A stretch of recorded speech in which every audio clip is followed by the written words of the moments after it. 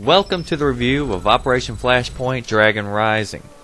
Now, Flashpoint is a tactical shooter that attempts to bring you as close to feeling like you're in a war as possible, and it's clear that the developers have set out with many ambitions with the game.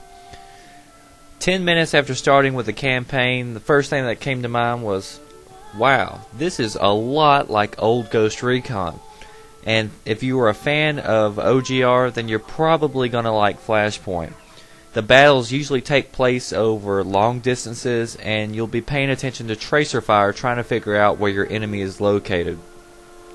This is not a run and gun game, and if you play like you're John Rambo, you're not going to survive for very long. The game takes place on an island off the coast of Russia. It's an actual island that really does exist, and it's been built to simulate the actual size and terrain. And let me tell you, it's huge. The landscape is really cool, and it allows you to decide how you wish to approach each mission and plan your attack. So you have the entire landscape, this entire island, to figure out where you want to attack from and how you want to enter. The goods of the game. Flashpoint offers 11 campaign maps that can sometimes take over an hour each to play. This leaves a lot of game time to be had because many of these missions, because you can approach it from so many different ways, you can go back and play these missions over and over and do something a little different every time. So it does have a lot of replayability in that aspect. From a distance, the landscape looks amazing. The game features a day and night cycle, which is really cool and looks awesome. The developers did a great job of making you feel like you're a small force trying to survive in a foreign land with enemies that could literally be anywhere. The weapons feel good, the bullet drop's been implemented, and the recoil feels just right. As a squad leader, you have at your disposal a variety of different commands you can issue to your soldiers. And the tactical map is extremely useful both on campaign and multiplayer. What I would have liked to have seen is better hotkeys and voice commands. It would have really helped out this title. Damage. Depending on where you hit your enemy determines what type of damage you do. Solid headshots are going to be an insta-kill. One shot, one kill.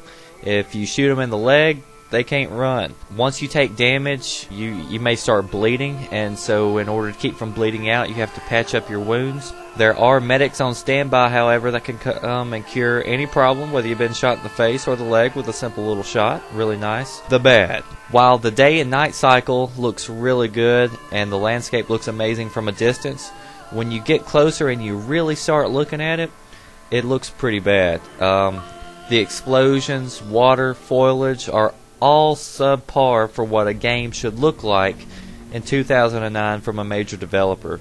Presentation, from what I've witnessed in between your levels in the single player, there are no cutscenes, and so this makes the presentation really bland. Once you begin a level, the only thing you have at the beginning is a map that details your primary and secondary objectives. The AI. While they follow your orders, they have a lot of moments that are like, oh my goodness, what are you doing, you moron? On several occasions, you can issue commands to a soldier to get behind a wall. They'll get behind a wall, but they'll probably get on the wrong side of the wall facing the enemy, so they're out in the wide open. The AI also has a big problem with pathfinding. And what I mean by that is when you tell them to go to a certain location, they're a lot of times unable to find the right path to move to that location.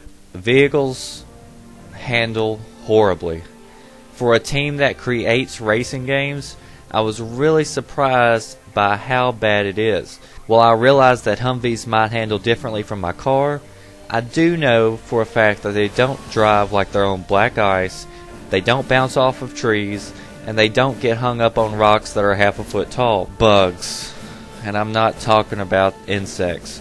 The game is riddled with bugs and glitches. Now, a lot of these bugs and glitches, they can be patched, and I'm sure they will be patched, especially the multiplayer servers.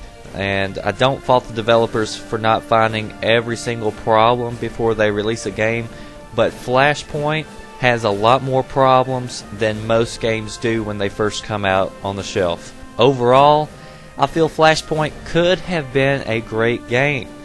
Everything is there for it to become a huge success. If you're into strategy games, you're into thinking, using your head before you plan an attack, move slow, make sure you get everything right, then you're going to love this game. But I feel that the developers had too many areas they were trying to address. They were trying to put too much into one disc. And instead of getting everything right, they lumped it all together and made everything mediocre. I would have rather seen a map half the size as the map that's included, with twice the level of detail in graphics and programming. Where the game really does shine, though, is the co-op mode. You can run through with 3 of your friends or 3 random people who purchased a mic and know how to use it.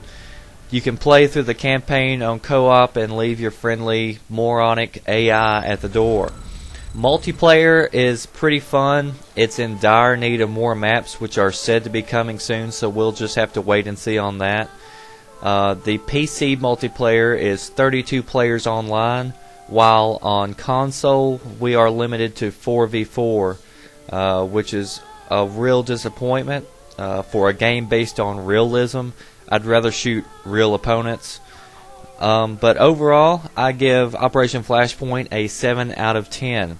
If the developers can pan out the multitude of problems that are in Flashpoint, then I could easily give this game an 8 or a 9. If you decide to pick up Flashpoint or you already have it, you're looking for players to play with, I highly recommend that you check out Tactical Warfare. We have a good group of guys over there, a lot of them ex-military, they know what they're doing, and we're always looking for more friends to play with. So check us out, and good luck to you.